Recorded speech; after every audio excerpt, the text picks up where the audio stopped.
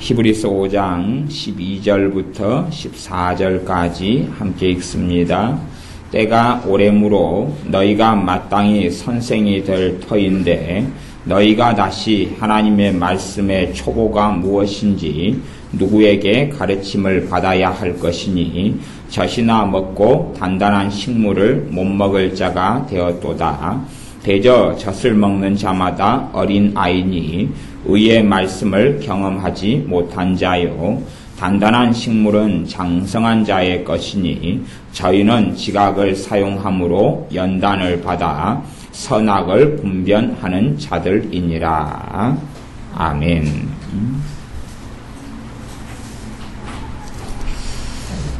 믿는 사람들의 여러 착각 가운데 하나가 무엇이냐 그러면 주님을 알아가는 신앙과 믿음이 쉽게 성장할 수 있을 것이다 라는 그러한 착각이 있습니다. 믿음 성장이 쉬울 것이다.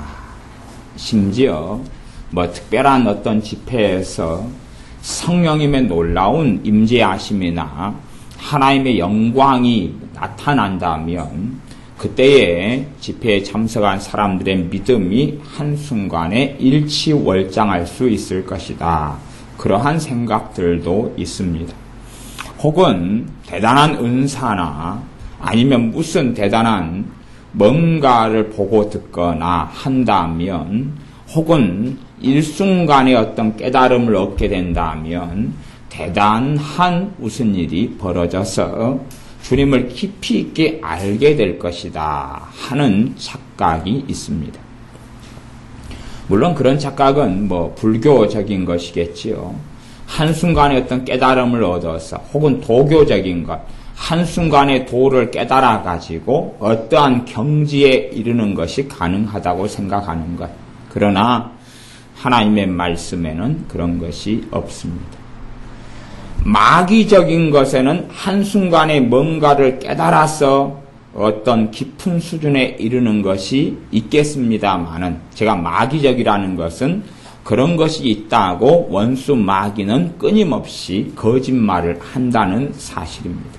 그러나 하나님의 말씀 66권에는 한순간에 주님과 깊은 관계에 이르거나 한순간에 아주 장성한 신앙과 믿음에 이르게 되는 일은 존재하지 않습니다. 또 어떤 분들을 만나보면 또 여러분들을 만나보다 보면 믿는 사람들이 가지고 있는 신앙의 기준이라는 것이 천인천색 만인만색이라는 것을 느낍니다. 저 개인적으로는 어쨌든 예수님을 영접하고 믿고 그 다음에 성령 세례를 받고 그 이후에 기도 생활은 그냥 적어도 하루에 1시간씩 적어도 1시간 그리고 보통 할 때는 한 3시간 정도씩 하루에 물론 지금은 더 적게 합니다. 그리고 성경을 하루에 1시간 2시간씩 그렇게 그냥 수십 년은 살지 않는가요? 그냥 그렇게 그냥 3년, 5년이 아니라 그냥 그렇게 계속. 저는 예수님을 믿고 영접할 때부터 수요일 날에 금요일 날에 예배 드리는 것은 아주 기본 중에 기본이더라고요. 기본 중에 기본이고 그 다음에 새벽에도 계속 기도하러 다녔고 새벽 예배도 항상 기본이고 그렇게 해도 만족되지 않고 충족되지 않더라고요. 그래서 끊임없이 하루에 몇 시간씩은 기도하고 하나님 말씀을 읽고 물론 제가 목회를 하거나 신학을 하기 전에서부터 이야기니까 신학이야 거의 30이 돼가지고 좀 늦게 시작했고 그러니까 10몇 살부터 그렇게 살아가는 것이 자연스럽고 정상이더라고요. 18살 때부터 특별한 일이 아니고 특별한 신앙에 이르러서 그런 게 아니고 하루에 몇 시간씩 기도하는 것은 일상생활이고 성경을 하루에 1시간, 2시간, 몇 시간씩 읽는 것은 일상생활이고 물론 직장 생활을 하다 보면 그런 시간들을 내기 어려워서 더 시간을 쥐어짜고 더 시간을 낼 수밖에 없는 환경 속에 처할 때도 많았지만, 그래서 좀 어떻게 마음껏 기도하느냐. 그렇기 때문에 직장 생활하거나 학업을 하는 중에도 1년 되면 몇 차례씩 정기적으로 좀 깊이 있게 기도하기 위하여 기도원에 가서 금식 기도는 1년에 정해진, 또 비정기적으로 여러 번 할 수밖에 없고, 그래 기도원에서 기도하느라고 시간을 보내거나 철야하면서 보내거나 그런 것은 많이 있어 왔습니다. 그렇게 해도 신앙이 한순간에 급성장하지는 않더라고요. 그렇게 해도 안 그러더라고요. 한 5년 동안을 끊임없이 성경을 보고 교회에서 정해진 예배는 거의 한 차례도 빠지지 않고, 그리고 그거 이상 교회에서 정기적으로 모인 예배 말고 제가 있던 선교단체 한국대학생 선교 CCC라는 선교단체의 예배는 그것보다 더 참석하고, 모임은 더 참석하고 성경 공부는 더 하고 성경 공부 리더로서 가르치기도 하고, 또 그거 외에 전도도 다니고 찬양도 다니고 뭐 별걸 다 해도 믿음이 한순간에 급성장하는 경우는 없었습니다. 오히려 제가 의아하게 여기는 것은 어떻게 예수님을 믿는 사람들이 그렇게 게으르고 나태할 수 있을까? 어떻게 예수님을 구주로 믿고 주님으로 믿고 주님을 섬기고 살면서 뭐 예배도 일주일에 한두 번 정도에 어떻게 그칠 수 있을까? 혹은 하나님의 말씀과 그렇게 가까이 하지 않는 삶을 살까? 제가 신앙생활 했던 모교회 목사님이 항상 성경 읽어라, 기도 생활하라고 가르친 기억은 제 기억에는 없습니다. 그건 그냥 그것이 아니라 주님을 믿고 만났고 주님의 은혜 속에 들어갔으니까 제 안에 역사하신 성령 하나님께서 인도하시고 역사하시고 그것이 자연스러운 삶이었을 뿐이었습니다. 그게 대단한 헌신도 아니고 희생도 아니었고 그냥 제 삶에 있어서 자연스러운 삶. 고등학생 때 교회를 오래 다녔지만 그때 고등학교 2학년 때 예수님을 영접해서 그때부터는 성경을 안 읽고는 못 지낼 수밖에 없는 자연스러운 삶.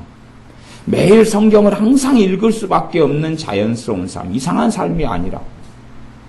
그리고 시간이 나면 기도할 수밖에 없는, 기도처를 찾아다니면서 기도하고 안 되면 산에 가서 기도하고, 기도할 장소가 근처에 있다 그러면 그런 곳이 있으면 그리 가서 기도하는 그런 삶이었을 뿐입니다. 뭐 군대 생활을 할 때도 동일하게 현역 생활을 하면서도 기도할 짬과 틈, 성경 볼 짬과 틈을 얻기 위해서 군대에 있을 때도 끊임없이 쪽성경을 넣고 다니면서 근무 서거나 후에 보고 기도하고 기도할 시간을 얻기 위해서 원체 쫄병 때부터 바쁘고 일이 많아서 주님 제발 기도할 시간 좀 깊이 있게 주님 만날 시간 좀 달라고 기도해서 주님께서 여러 경우를 통하여서 충분한 시간들을 많이 주셔서 또 자격증 공부를 하도록 시간을 주셔서 한 2달 반 정도의 시간을 자격증 공부만 하는 시간을 얻기도 했습니다. 그때 내내 성경 읽고 기도하고 그렇게 군부대에 있으면서도 내가 자격증 공부를 위해서 군대에서 시간을 할애해 주었기 때문에 기도하러 낮에마다 다니고 그런 자유가 있어서 그래서 그렇게 시간을 보내고 또 다른 근무지로 바뀌어졌을 때에도 근처에 교회가 있어서 낮에 시간을 내어서 내가 현역 병사지만은 기도하러 예배당에 다니고 그렇게 좀 다닌 다음에는 현역 생활할 때 새벽 기도는 빠지지 않고 새벽 4시 반에 일어나서 근무를 새벽 3시에 일어나서더라도 새벽 4시 반에 일어나 산을 넘어가서 새벽 기도를 다니고 참석하고 뭐 그거에 뭐 대단한 특별한 헌신은 아니더군요. 그냥 일상사일 뿐이지. 그리고 제가 군대 현역 생활하면서도 이 군대 군인으로서 새벽 기도에 참석한다는 것은 절대 보통 일이 아닙니다. 보통 일이 아니라는 것은 피곤하고 힘들 뿐만 아니라 쫄병일 경우에는 부대 자체에서 탈령의 위험 때문에 허락을 하지 않습니다. 그것을 기도로 넘어야 되고 위에 있는 간부들을 설득시켜야 되고 장교들을 설득시켜야 되고 기도해야 되는, 그래서 많이 나를 믿어줘야지 그 시간에 교회 가서 예배당에 가서 예배를 드리고 참여할 수 있는 것입니다. 그건 절대 쉬운 게 아닙니다. 그런 놀랍게 그렇게 같이 새벽기도 다니는 병사들이 있었습니다. 그 모든 여건과 환경을 넘어서서 제가 정말로 존경했던 병사 한 명은 2등병 때부터 새벽기도를 다니더라고요. 2등병은 진짜 불가능한 일입니다. 한 병장 정도 돼야지 새벽기도를 짝대기 4개 정도 돼야지 그 정도는 해볼 만한데 짝대기 하나 가지고 새벽기도를 다니는 병사도 있는 걸 봤습니다. 도대체 이 병사의 마음에는 무엇이 있간데 짝대기 하나가 다니려고 하면은 자기를 괴롭히는 고참병사 20명, 30명의 그 담을 울타리를 넘어야 되는데 그들과 치열하게 싸우고 기도하고 그 위에 고참을 넘어서야 그 다음엔 간부하고 장교하고 대면이 가능한데, 그래서 가능한 것이 새벽기도인데 도대체 어떤 병사이기에 짝대기가 하나인데도 군대 현역 생활하면서 새벽기도에 나올 수 있느냐 하는 겁니다. 그것이 뭐 대단한 일은 아니다 그러는 겁니다. 아니, 주님을 사랑하고 예수님 때문에 내 영혼이 구원받았으면 매일의 기도 생활하는 게 특별한 일이 아니고 예배드리는 게 특별한 일이 아니라는 것입니다. 그런데 신앙생활을 이제 오래 해오다 보고 목회를 하거나 또 집회를 하거나 그래서 많은 분들을 만나보면 그냥 아주 조금의 기도 생활, 아주 몇 번의 일주일의 예배, 그 정도 하고도 자신이 대단한 믿음의 수준에 이르는 줄 생각하고 대단한 헌신을 하는 걸로 생각하더군요. 그래서 저는 혼자 생각합니다. 혹시 지난달이나 작년에나 개한테 안 물렸을까? 지나가는 미친 개한테 혹시 물리지 않았을까? 그래서 치료를 제대로 못 받은 거 아닐까? 그렇게 혼자 생각을 합니다. 그렇게라도 생각해야지 이 이상한 상황이 이해가 되고 납득이 될 것 같기 때문에 그렇습니다.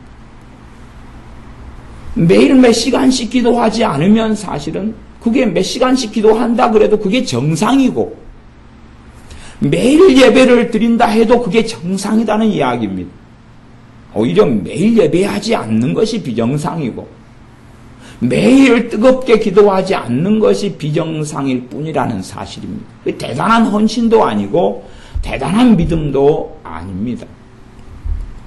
그렇게 하루에 적어도 30분, 1시간, 2시간, 3시간 혹은 5시간 혹은 10시간 매일 하나님의 말씀에 주목하고 읽고 묵상하고 회개하고 그런 삶의 여정을 끈질기게 한 10여 년 정도 살아야지 그 정도 된 다음에는 좀 믿음이 좀 자랐구나, 믿음이 좀 성장했구나, 그렇게 말할 수 있는 것 아니겠습니까?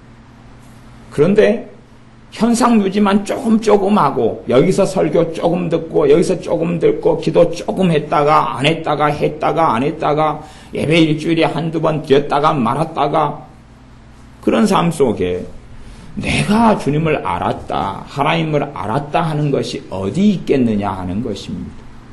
몇 번 드리는 예배로 대단히 헌신한 것처럼, 대단히 주님을 사랑한 것처럼, 대단히 먼 일을 한 것처럼 생각한다면 그 참으로 어려운 지경을 넘어서서 군대에서는 자율사회가 아니기 때문에 그 산을 몇 개씩 넘고 새벽에 예배하러 나온 그 2등병 앞에서는 얼마나 수치스럽고 부끄럽느냐 그런 말입니다. 짝대기 하나를 달고 예배하기 위해서 넘어야 될 그냥 산만이 아니라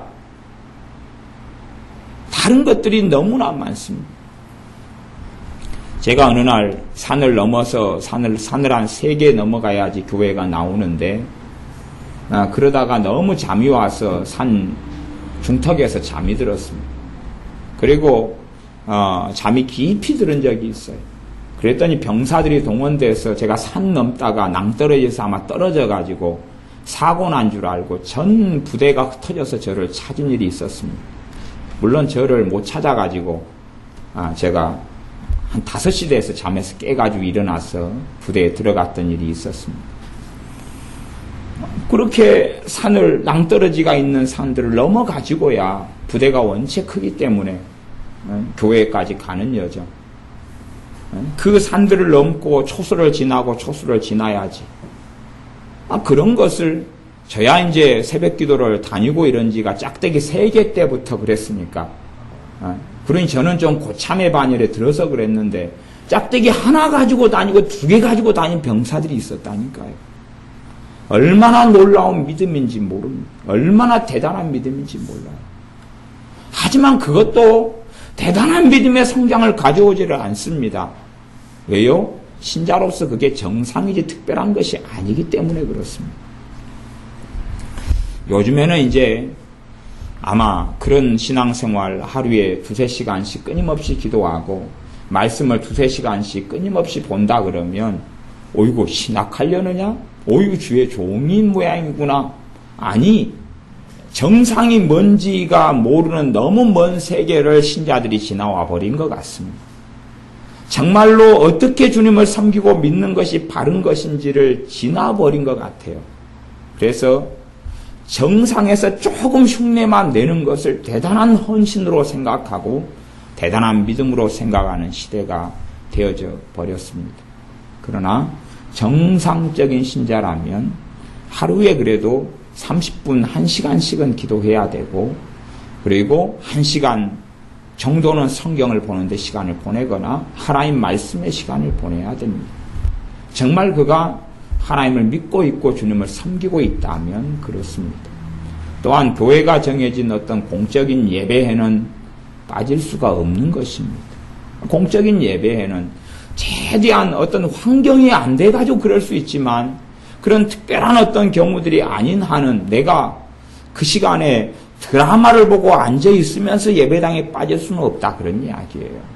내가 그 시간에 낮잠을 자고 잠을 자면서 예배당에 빠질 수는 없고 내가 그때 여행 가고 구경 가고 관광 가고 골프 치러 가는 것 때문에 빠질 수는 없다 그 말이에요.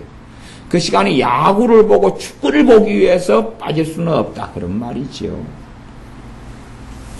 오히려 어떤 역경과 어떤 일을 넘어서라도 예배하고 주님을 찬양하고 경배하는 것이 인생과 삶에서 최우선순위가 되어야 합니다. 히브리서 5장 말씀의 12절에는 때가 오래므로 너희가 마땅히 선생이 될 터인데 때가 오랬다 그 말은 이 하나님의 자녀들이 예수님을 믿은 지가 주님을 믿고 주님의 부르심을 받아서 주님의 자녀가 된 지가 오래됐다 그 말입니다. 오래됐다는 게 몇 년이 됐는지 10몇 년이 됐는지 20몇 년이 됐는지까지는 모르겠습니다. 근데 30몇 년이 되지는 않았습니다. 이 초대교회 이후에 말씀이 적어진 거기 때문에요. 그때 이후로 오래됐으면 한 20몇 년, 아니면 10몇 년, 아니면 몇 년일 수도 있습니다. 그 정도가 되어도 너희가 마땅히 선생이 될 터인데, 선생이 된다는 이야기는 이제 뭔가를 배우는 입장보다는 가르칠 수준이 돼야 된다 그 말입니다. 가르칠 수준이 돼야 된다 그 말이에요. 그렇게 되는 신앙, 가르칠 수준이 되는 신앙에 이르러야 되는데 그런데 너희가 다시 하나님의 말씀의 초보가 무엇인지 가르침을 받아야 할 것이다. 수준이 예수를 믿는 신앙과 믿음에서 자라지를 못해버리는 아주 초보적인 신앙에 머물러 버렸다 하는 것입니다. 젖이나 먹고 단단한 식물을 못 먹을 자가 되었도다. 우리 교회에는 젖먹이가 둘이가 있잖아요. 현지하고 그 다음에 진우하고 젖먹이가 둘이가 있습니다. 젖먹이 둘이한테는 안 하는 게 있습니다. 첫째, 매를 때리지 않습니다. 매를 때려도 몰라요, 애들이. 오히려 더 그냥 까닭없이 맞는 것 같으니까 앵앵앵 울어요. 또 야단치고 혼내지를 않습니다. 말을 못 알아먹어요. 그냥 울면은 배고파서 우는가 아니면 응아해서 우는가 아파서 우는가 말고는 별것 없어요. 그냥 젖만 먹여요. 젖먹이는 야단치지도 않고 책망하지도 않고 젖만 먹여요. 젖먹이 신앙은 단단한 걸 못 먹어요. 젖만 먹어요, 젖만. 나머지는 못 합니다.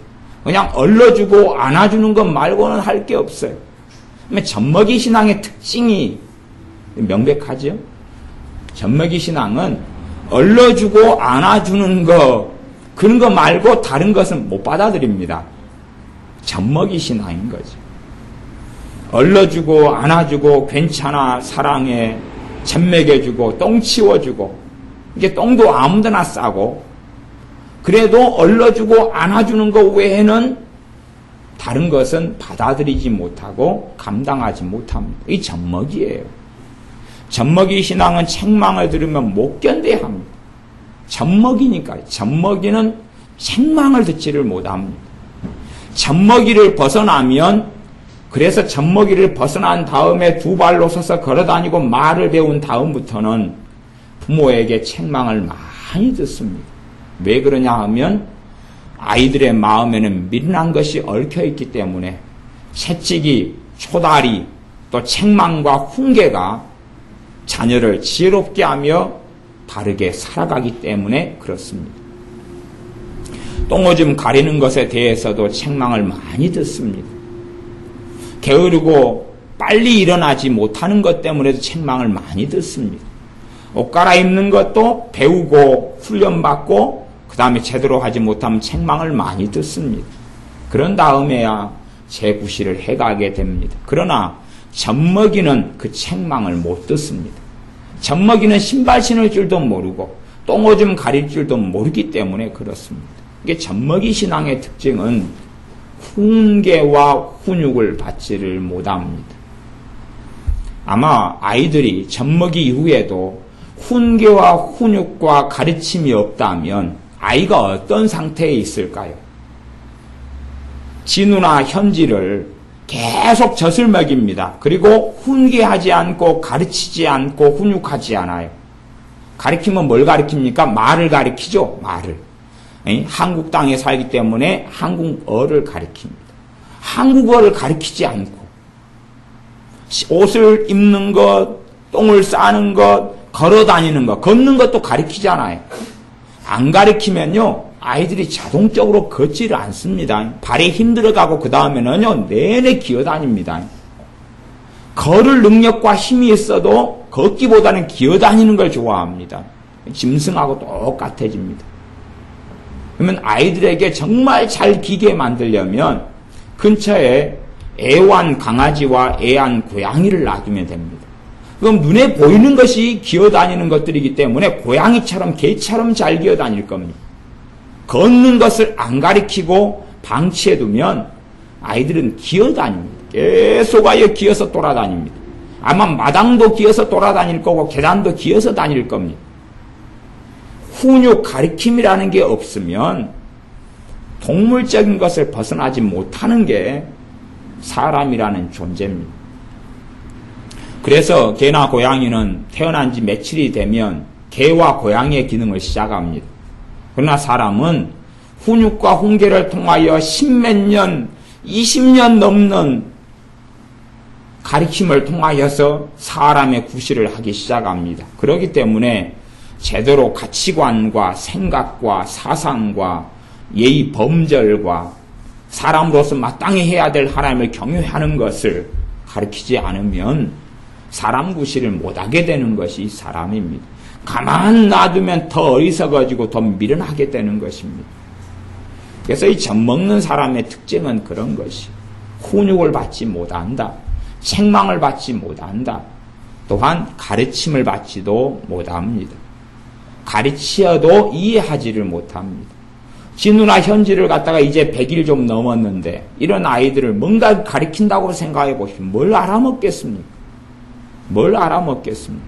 그냥 주는 대로 받아 먹을 수밖에 없는 것이지 자기 입맛에 우유가 안 맞는다고 분유가 안 맞는다고 팽개쳐봐야 자기들만 굶어 죽을 뿐입니다.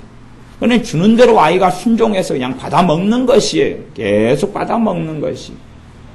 나중에 분유를 먹거나 먹지 않거나는 나이가 들어가지고 더 들어가지고야 선택할 수 있는 것이 됩니다. 그런데 이 초대교회에서도 예수를 믿은 지가 오래된 사람들인데도 젖먹이 상태로 많이 남아버렸습니다. 젖먹이 상태로 많이 남아가지고 다시 배워야 되는 아주 심각한 지경에 처했습니다. 젖이나 먹고 단단한 식물을 못 먹을 자가 되었도다. 무슨 말이냐면 너희는 젖먹이다 그 말입니다. 너희는 어린아이고 젖먹이다 그 말인데 그렇게 돼버렸습니다. 13절 되죠. 젖을 먹는 자마다 어린아이니. 젖을 먹는 사람이 어린아이지요. 젖을 먹는 사람의 중심은 하나님의 사랑, 사랑, 사랑, 용서, 용서, 용서, 복음, 복음, 복음, 은혜, 은혜, 은혜. 그게 중심의 메시지를 듣는 사람들이 젖먹입니다. 그게 젖먹이에요. 기도에 대해서도 응답, 응답, 응답, 하나님의 사랑, 사랑, 사랑, 은혜, 은혜, 은혜, 하나님의 자비, 자비, 자비, 긍휼, 긍휼, 긍휼. 그런 쪽으로 말씀을 많이 듣는 사람이 젖먹입니다. 하지만 하나님 말씀은 66권이고 훨씬 더 방대하고 깊은 하나님의 말씀의 분야들이 있고 또한 바르게 말씀을 알아가는 것은 다른 말씀들과 조화와 균형을 이룰 때에 바르게 알아가는 것이 되어집니다. 그래서 이런 사람들은 젖먹이의 특징은 13절에는 의의 말씀을 경험하지 못한 자요 그럽니다. 말씀 가운데 무슨 말씀요? 의의 말씀. 자비의 말씀, 사랑의 말씀 말고 의의 말씀. 의의 말씀을 경험하게 되면 무슨 일이냐? 말씀 앞에 두려워서 떨게 되고 통회하게 되고 통곡하게 되는 것이 의의 말씀입니다.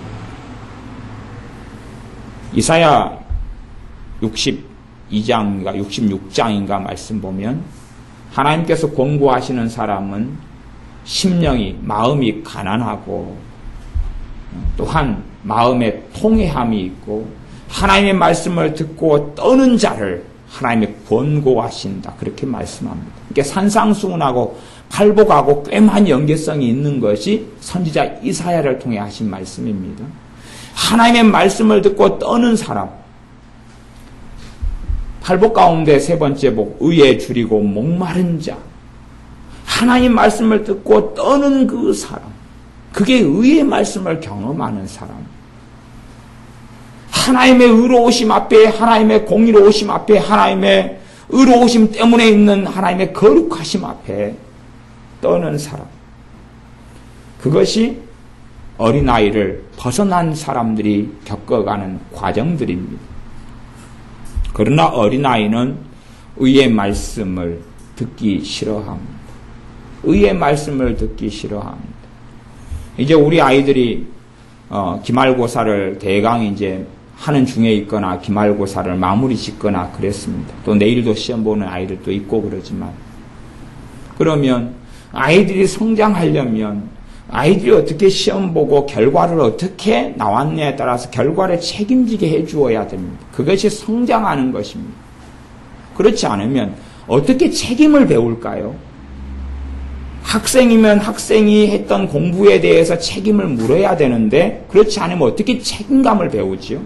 학생이 의무 중에 하나는 뭐냐 하면 또 부모의 의무 중에 하나는 뭐냐 하면 자녀에게 책임을 가리키는 것입니다.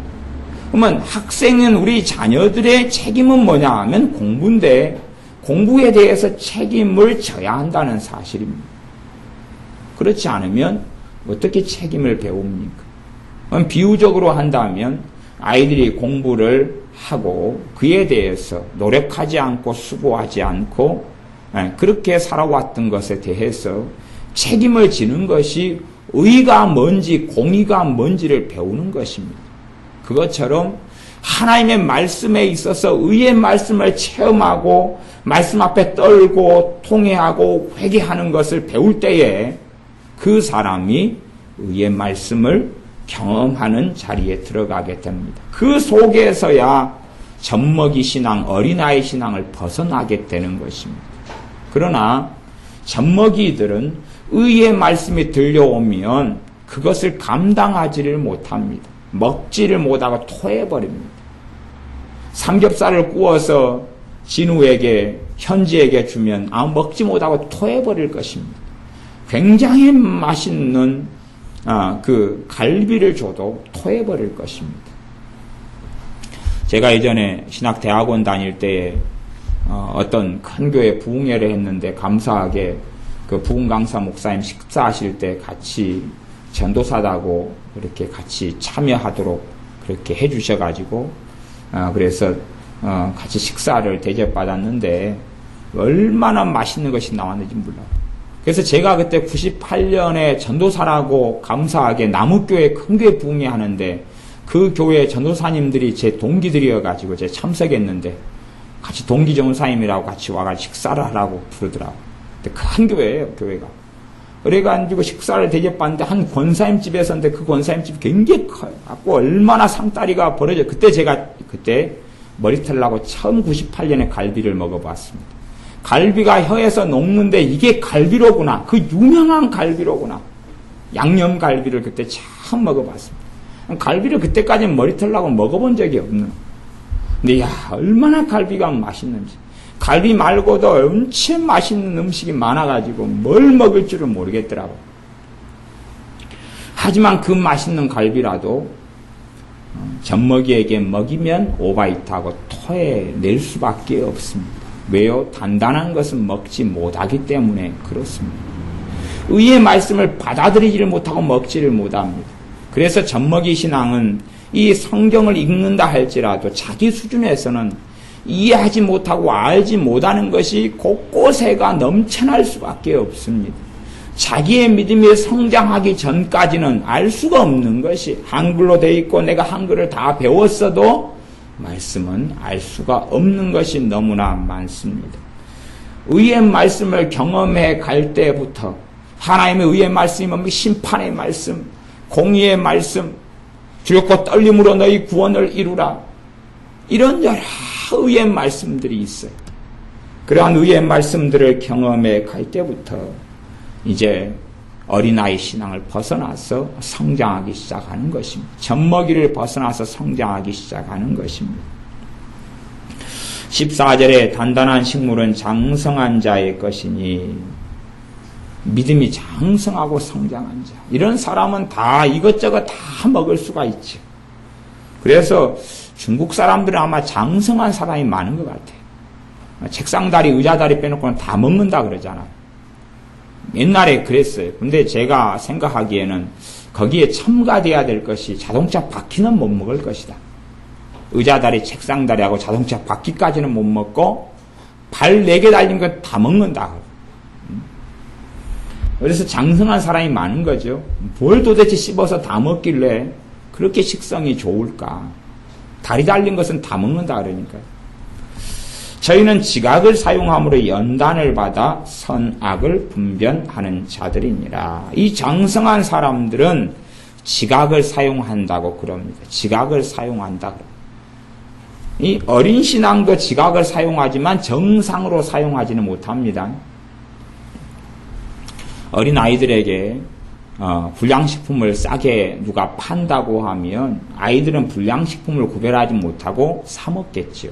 지각을 제대로 사용하지 못한다 그러는 것입니다.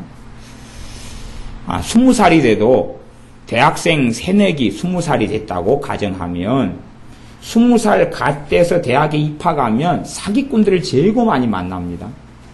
어떤 사기꾼이냐 그러면 책 파는 사기꾼들.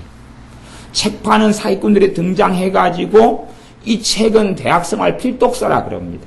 이 책을 안 사고 안 읽으면 꼭 읽고 봐야 되는데 안 사고 안 읽으면 대학생활을 정상적으로 못한다는 말로 속입니다. 그래서 순진하고 어린아이기 때문에 속아서 사인하고 책을 삽니다. 자기는 돈이 없는데 사인만 하라는 겁니다. 책만 보내준다고. 그때 이후로 그 돈은 물지 않으면 계속하여 고통스러운 전화에 시달리게 됩니다. 또 예전부터 항상 있어 왔던 것이지만 대학교 4학년 돼서 졸업반이 돼도 많은 사기꾼에게 넘어갑니다. 대학생들이 이런 좋은 대학보다는 좀 중간 아래 대학교에서는 이 사기꾼들이 또 판을 칩니다. 어떤 사기꾼들이냐 그러면 취업 사기꾼들. 그래서 이런 연수를 오라 그러고 어디에 참여하면 어떤 기업에 취직된다 그러고 이런 사기꾼에게 넘어가가지고 연수 당하면서 돈을 몇백만 원씩 이렇게 물게 만들어 버립니다. 그래서 제 조카애도 취업 사기에 당해서 돈을 물어주고 겨우 풀려나고 막 그런 것들. 그 다단계 이런 데 취업 사기 많이 겁니다. 다단계부터 시작해서 여러 군데 취업 사기꾼에게 놀아납니다. 왜 그렇습니까? 23살 되고 4살 되고 군대를 갔다 와 25살 되고 6살 돼도 어린아이이기 때문에 그렇습니다.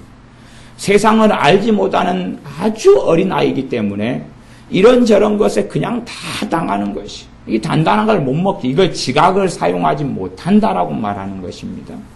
지각을 사용하지 못하는 어린아이들이기 때문에 그렇습니다. 지각을 사용함으로 연단을 받아. 지각을 사용하는 것은 이제 배우기 시작해야 됩니다. 그러니까 우리 아이들도 커가면서 혀의 맛을 감각하는 미각을 점점점 사용해서 입을 통하여서 이게 먹는 건지 못 먹는 건지.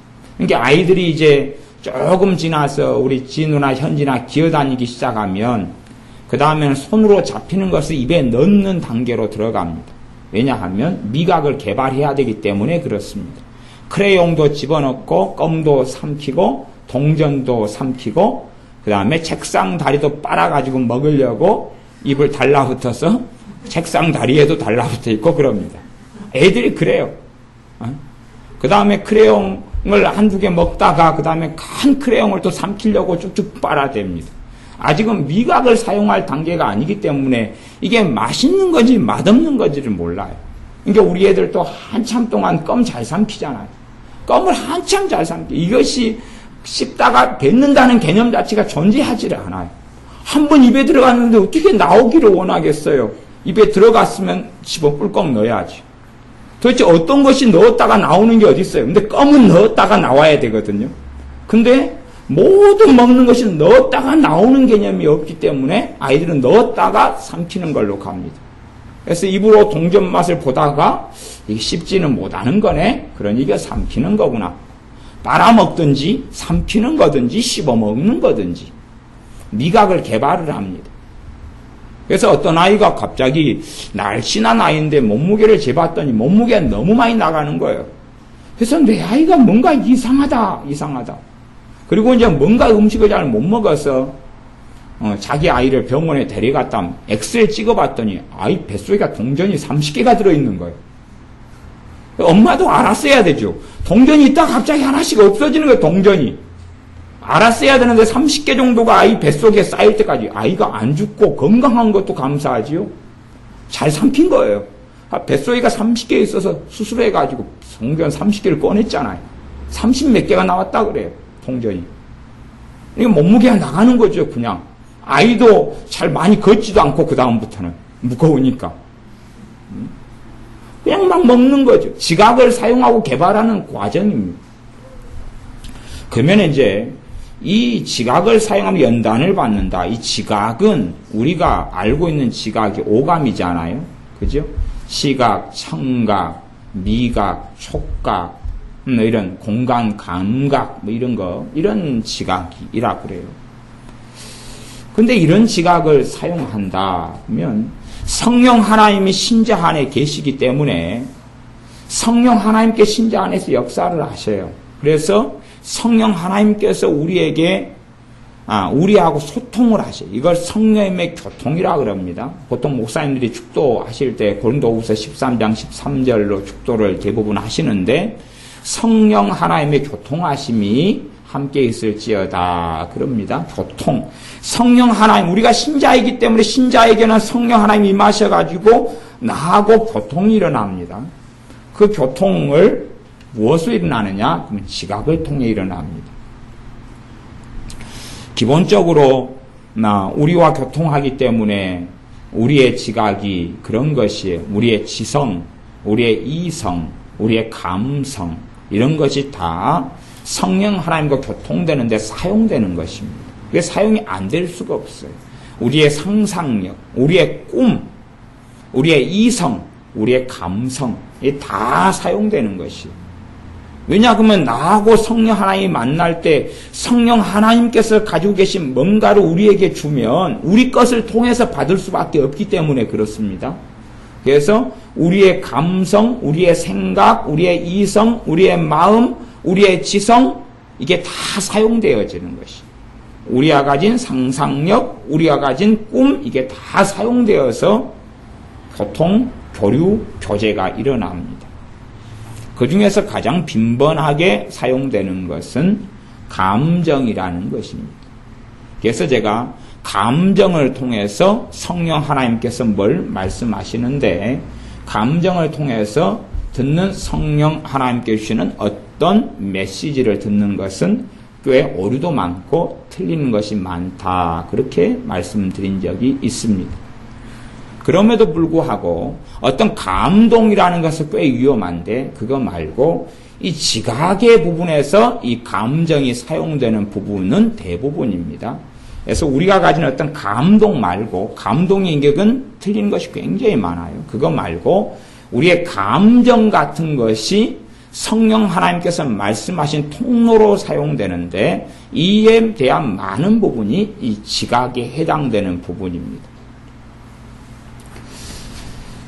그러면 예를 들어서 이 선악을 분별한다. 선과 악을 분별한다. 그러면 선악이라는 것은 하나님 말씀을 통해 볼 때는 명확합니다. 어떤 것이 아무리 아름답게 보이고 좋게 보여도 그리고 우리의 상식과 한국 법과 심지어 성경에서 말씀하는 죄가 아니어도 악이 될 수 있습니다. 왜냐하면 그 보기에 좋아 보이는 것의 출처가 마귀면 그 뒤에 출처가 마귀면 악입니다. 뒤에 출처가 하나님이시면 선입니다. 그래서 선과 악이라는 개념은 인간 사회에서 출처가 인간이 만드는 어떤 것이라기보다는 배우에 의해서 결정되는 것입니다. 사람은 스스로 선을 낼 수 없습니다. 물론 사람은 스스로 악은 낼 수 있게 보이지만 그건 스스로 쌓은 악에서 악을 내는 것입니다. 사람이 원래 죄를 가진 죄인들이기 때문에 악은 낼 수 있지만 선은 낼 수가 없습니다. 선은 하나님께로부터 와야 됩니다. 그래서 선악을 분별한다는 것, 선은 하나님이 출처가 되는 걸 선이고 본질적으로 악은 악한 자, 마귀가 출처가 되는 게 악입니다. 그래서 어디에서 뭔가가 왔느냐를 어떤 사람이 잘 분별하냐 그러면 이 장성한 사람들이 잘 분별합니다. 장성하다는 이야기는 주님을 많이 닮아서 주님과 오래 동행해서 믿음이 많이 성장한 사람들은 이걸 잘 분별하게 됩니다. 그러면 제가 이제 일상적으로 모든 사람들이 분별할 수 있는 그런 지혜를 하나를 말씀드리자면 제가 종종 말씀드려 왔던 것입니다. 내가 사귀고 만나고 함께 살아가는 사람들 가운데 그 사람의 배후에 자주 마귀가 있고 그리고 마귀가 자주 지배하고 역사해서 내가 해가 되는 사람이 어떤 사람들인가 알 수 있는 아주 간단한 방법이 있습니다. 제가 악인에 대해서도 설교를 여러 차례 했지만 그걸로 다 못 알아먹으면 간단한 방법이 있어요. 간단한 방법은 여러분이 하루에 한 5시간만 기도하면 됩니다. 아니 5시간 기도하면 알게 된다는 이야기가 아니라요. 여러분이 무시로 기도 생활을 좀 해보면 된다. 그런 이야기입니다. 무시로 기도 생활을 그냥 이따가 기도 생활만이 아니라 그냥 찬양을 막 부릅니다. 10분, 20분을 부릅니다. 또 이따가 서너 시간 있다가 성경을 좀 봅니다. 아니면 신앙서적을 좀 볼 수도 있어요. 기도를 좀 할 수도 있어요. 그렇게 좀 시간을 좀 여러 번 보내보면 신자라면 하나님과 가까운 신자는 절대 전화 안 합니다. 언제요? 그때에. 내가 누구와 만나고 있을 때요? 주님과 만나고 있을 때. 오늘 우리 집사님 참석 안 하셨는데요만은 우리 집사님이 요즘 들어와서는 영적인 상태가 좀 좋습니다. 우리 할머니 집사님. 근데 보통 때 우리 집사님 때문에 제가 항상 고민하는 건 뭐냐 그러면 예배 중에 핸드폰이 울리는 거예요. 항상 꺼놓으시라 그래도 알아서 한다 그러고 그렇게 하겠다 그러고 항상 꺼놓지를 않으셔요. 항상 켜놓고 시끄럽게 예배 시간만 되면 울리셔요. 그러니까 저도 시험에 들고 많은 분들이 시험에 들죠. 그래도 그것 때문에 항상 문제예요. 예배 시간에 항상 울리는 핸드폰. 그러면 그 핸드폰을 건 사람이 누구냐 하는 거죠. 항상 거는 사람이 정해졌죠. 그 사람이 누구예요? 마귀, 앞잡이. 마귀, 앞잡이. 문제는 가족이죠. 가족이죠.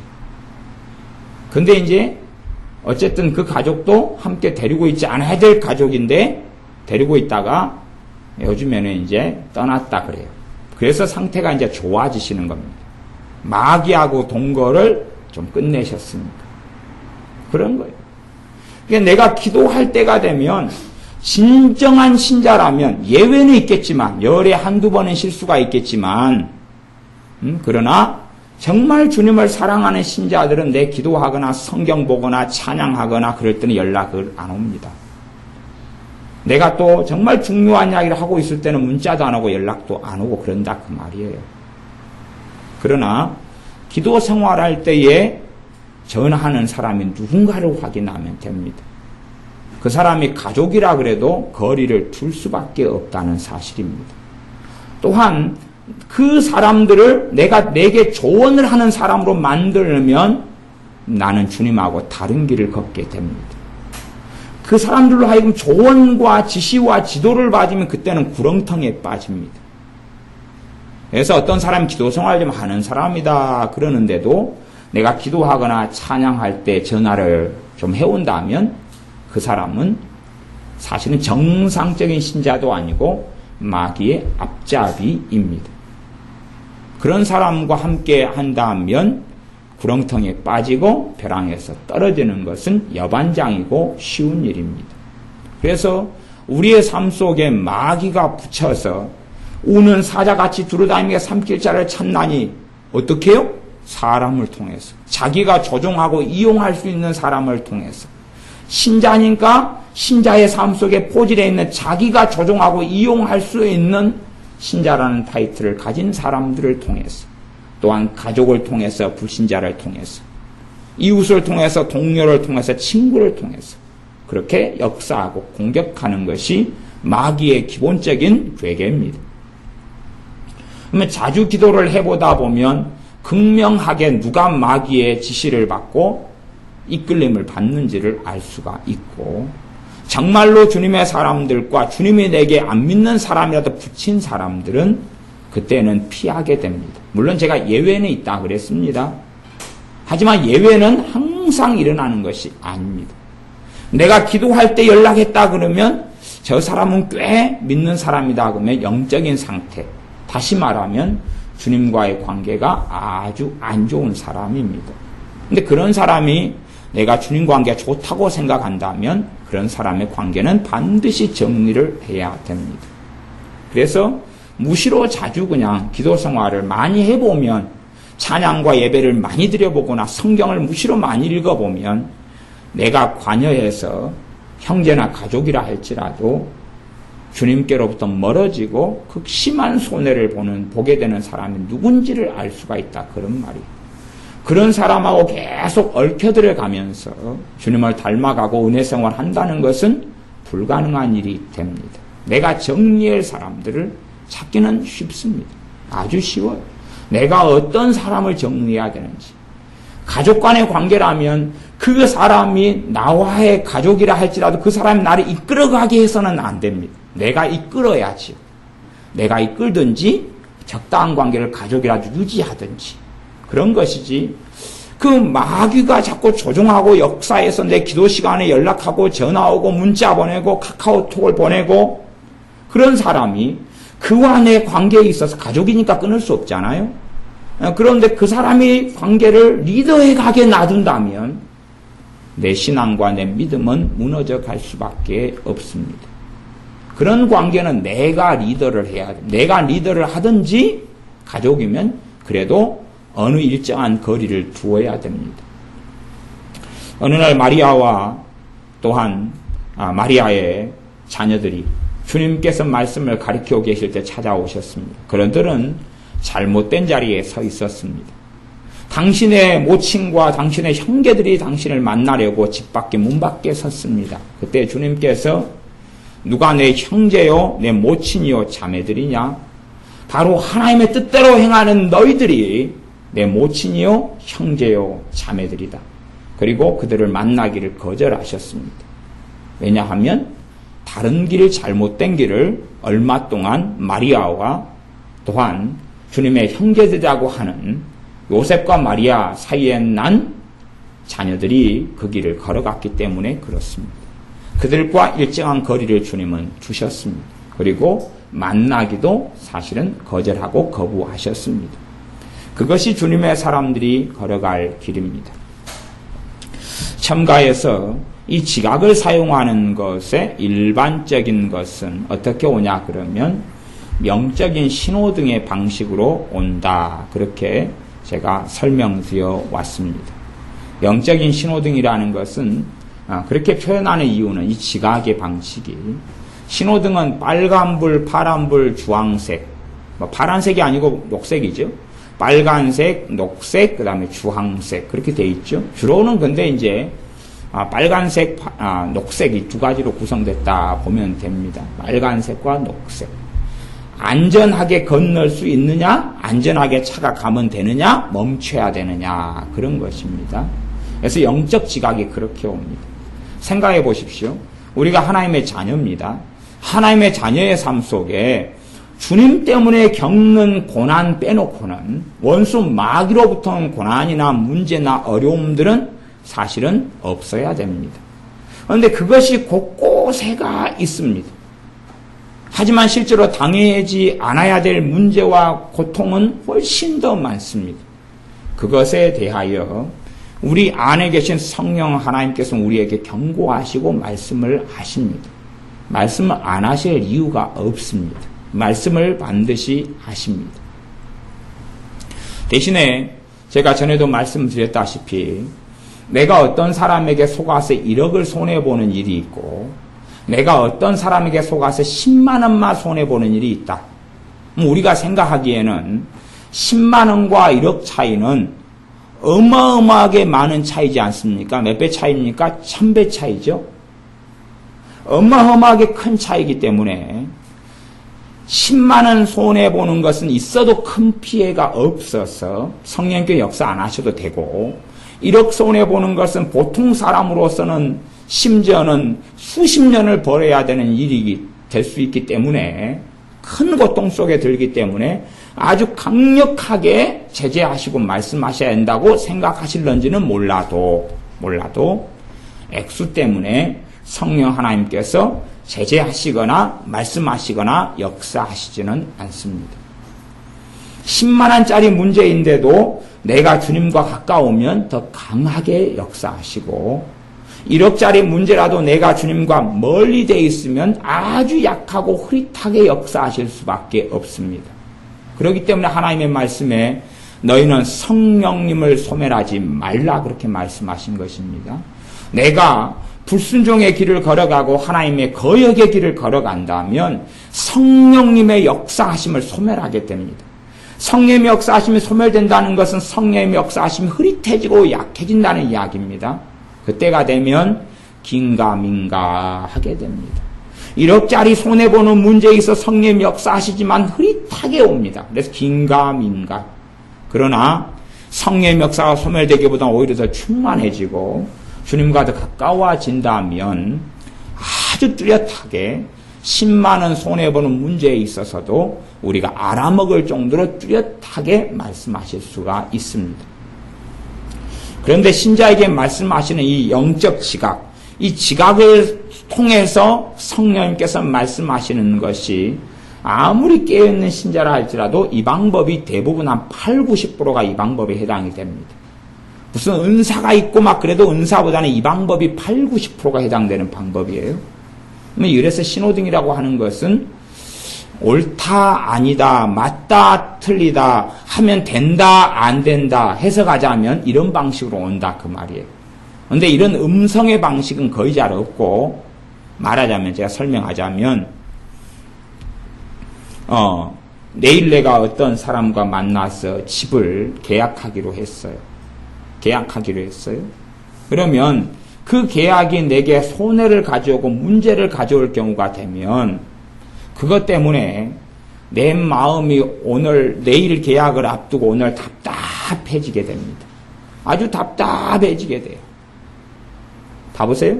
내가 어떤 집을 계약하기로 했다는 이야기는 내가 그 집이 마음에 들었다는 이야기, 안 들었다는 이야기예요? 들었다는 이야기 아닙니까? 이 민주주의 사회에서 강제로 누가 집 사라 그럽니까? 내가 그 집이 마음에 들었다는 이야기 아닙니까? 기본적으로. 그러면 내 마음에는 그 집을 사게 돼서 기대가 된다, 너무 좋다 하는 마음만 있게 되는 것이. 그런데 답답한 마음이 온다는 것은 출처가 다른 데서 지금 뭔가가 왔다는 이야기입니다. 출처가 다른 데서. 그래서 두 가지 마음이 내 안에 공존하게 됩니다. 두 가지 느낌과 두 가지 감정이 내 안에 공존하게 되어져.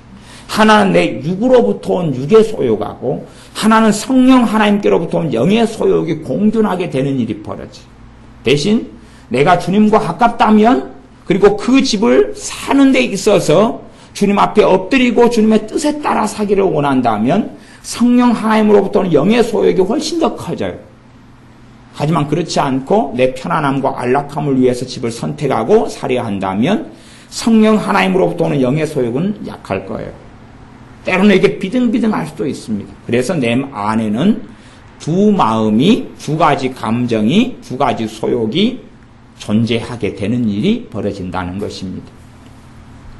물론 내가 주님과 가까우면 그런 감정의 상태가, 두 가지 감정이 내 마음에 있는 이런 상태가 오래 가고, 주님과 멀면 5분, 10분 있다가 사라집니다.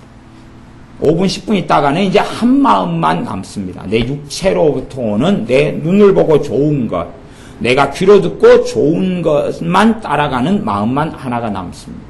왜냐하면 성령 하나님께서는 사람을 강제로 목에 줄을 매서 끌고 가시는 분이 아니시기 때문에 어느 정도까지 밖에는 역사하시지 않습니다. 인격적인 하나님이시기 때문에 그러합니다. 그래서 그가 주님께 헌신이 많이 된 사람은 길게 더 강하게 많이 역사해 주시고, 그렇지 않은 사람은 조금만 역사하실 수밖에 없습니다. 그것이 아무리 큰 문제라도 할지라도 그렇습니다. 요즘에는 그리스도인들의 결혼도요, 그렇게 결혼합니다. 하나님 말씀에 따라 결혼하기보다는 내 눈에 보기에 좋은 사람, 좋은 직장과 좋은 인물과 좋은 배경을 가진 사람을 골라서 결혼합니다. 신자의 결혼이 그러합니다. 그리고 하나님 말씀은 제껴두고 합리화를 합니다. 끊임없이 그렇게 합니다. 하지만 그것 때문에 겪는 고통과 아픔이라는 것은 헤아릴 수 없이 많습니다. 그러면 그런 결혼을 하게 될 때도 성령 하나님께서는 자녀가 실상은 평안 가운데 당하지 않아야 될 고통과 아픔과 눈물을 흘리지 않기를 원하시기 때문에 결혼 전에 경고하실 수밖에 없습니다. 그런 결혼이라면 아주 안 좋은 결혼 말이죠. 아주 안 좋은 결혼. 그런 경우라면 역사하실 수밖에 없습니다. 그가 주님과 가까운 정도만큼 답답함이 오고 잠이 안 오고 심지어 불면이 옵니다. 다음 날 결혼해야 되는데 뜬 눈으로 보내게 된다 그 말이에요. 근데 하나님께로부터 온 결혼이고 또 내가 좋아하니까 결혼하겠죠. 그러니까 한 마음이죠. 내 육체적으로도 사람을 좋아하고 하나님 앞에서도 괜찮아서 그런 부분에 문제가 없고 하나님 주시는 평안도 있고 내가 보기에 사랑하는 사람과 결혼하니까 기쁨이 있고, 근데 한 마음이 있는 것이 내 육에서도 한 마음이고 하나님으로부터 한 마음이니까 너무 기대되고 너무 좋아서 잠이 안 올 수는 있다 그 말이에요. 그러나 이상한 마음이 들고 확신이 없고 불확실성이 있어요. 불확실성. 정말로 잘한 결정일까? 정말로 잘하는 것일까? 정말 이러다가 어쩌면 좋을까? 이런 것이 얼마 동안은 있어요. 주님과 가깝다면 하루 저녁 내내 있을 수도 있어요. 근데 그것을 제껴두고 우리가 육체의 소욕을 선택해버리면 성령 하나님으로부터 온 그 마음은 사라지게 됩니다. 그래서 주님과 가까운 장성한 사람들은 이 부분을 잘 압니다. 지각을 잘 사용해요. 이 장성한 사람들의 특징입니다. 영적으로 장성한 사람들은 이 지각을 잘 사용해요. 지각을 잘 사용해서 문제가 있는 것은 잘 피합니다. 잘 피해요. 잘 피해요. 지각을 잘 사용합니다. 왜? 지각을 사용함으로 뭘 받았어요? 연단을 받았다는 이야기는 잘 사용한다 그 말이에요. 가령 구구단을 배웠다. 구구단에서 연단을 받았다. 그 말은 무슨 말이냐 그러면요. 구구단을 이제 마음껏 아무데나 쓸 수 있다. 그 연단을 받았다. 그 말입니다. 내가 대장간에서 철을 갖다가 내고 망치질을 하는데 이제 이 곡괭이든지 홈이든지 낫이든지 칼이든지 용도에 맞게 잘 연단받았다. 그 말은 지금 이제 마음대로 써도 된다. 그 말입니다. 그게 연단을 받았다는 뜻입니다. 지금 이제 만드는 중이 아니라 이제 마음껏 사용해도 된다는 것, 그래서 그에 대한 혜택을 잘 누리고 있다는 것이 연단을 받았다는 뜻입니다. 낫이 잘 담금질되고 잘 만들어졌으면 이제 낫을 마음껏 사용할 수가 있다 그 말이에요. 그게 연단을 받았다 그 말이에요. 그런 것처럼 이 지각은 연단을 잘 받는 사람이 장성한 사람의 특징입니다. 장성한 사람은 어떠한 일의 출처가 성령 하나님이신지 아니 육을 쫓아온 것인지 혹은 원수 마귀로부터 온 것인지를 알게 됩니다. 알게 되어서 이걸 분별을 하게 되어지. 이게 먹을 건지 못 먹을 건지 똥인지 된장인지를 잘 알게 된다 그 말입니다. 일과 문제 속에서 이걸 파악을 잘하게 되어져. 왜? 훈련이 잘 되어져.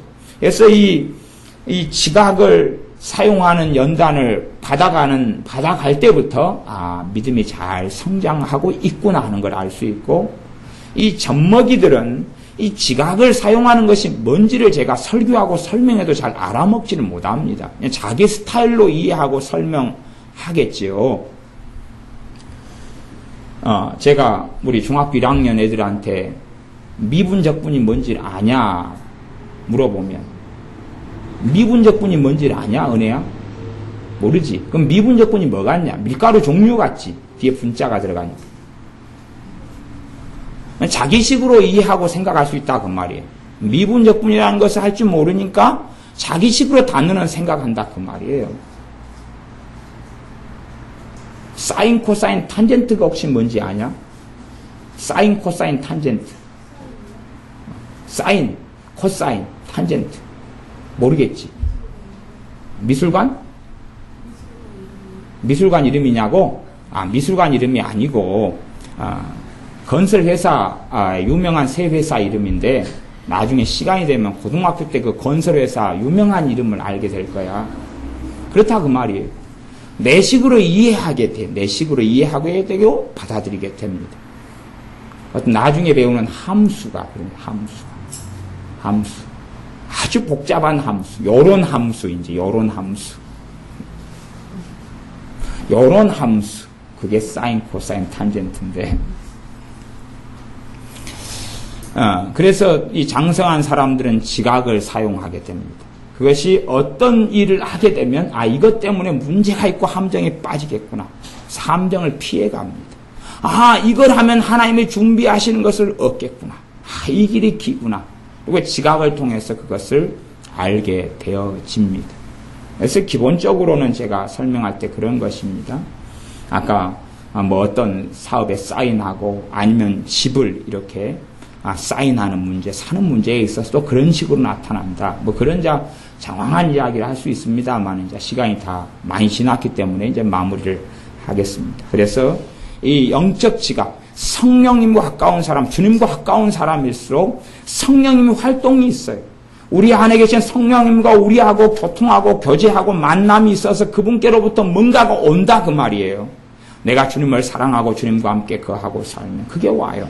그래서 우리의 문제와 어려움을 넘어서게 하고 내가 정말 주님을 위한 십자가는 지고 가도록 능력과 격려와 힘을 주시고 능력을 주시고 원수 마귀로부터 오는 함정들 덫에는 빠지지 않도록 해나가시는 도우심을 성령 하나님을 주시기 위하여 신자에게 임하셨습니다. 그러므로 계속하여 있을 수밖에 없어요. 제가 그냥 편의상 그렇게 말씀을 자주 드려왔습니다. 신자가 당하는 고통과 고난의 10개가 있다면 그 가운데 8, 9개가 원수 마귀로부터 또 죄로부터 기나는 것이지 하나님으로부터 오는 게 아니다 그랬습니다.